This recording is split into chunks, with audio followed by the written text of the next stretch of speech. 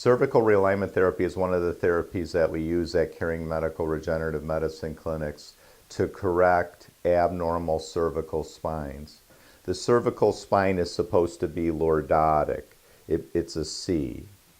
And when it's a C, the forces on the neck are very minimal. But what happens is when you get a ligament injury, and that's represented by the red here, when you have a ligament injury that doesn't heal, the injury progresses to the point where the normal lordotic curve goes to a straight curve, which is called a military curve. Then if the ligament injury doesn't heal, then the curve reverses, which is called a kyphotic curve. And then eventually the kyphotic curve turns to what's called an S curve, where the lower section is bent forward and the top section is bent back.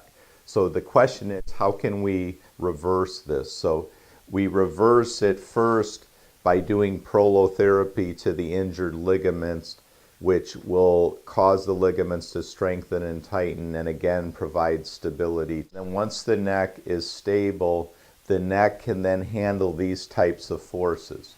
So as you can see here, I have a chest weight which is going to push the middle vertebrae forward. And then of course I have a head weight, which again is going to help get my curve back to a normal lordotic curve.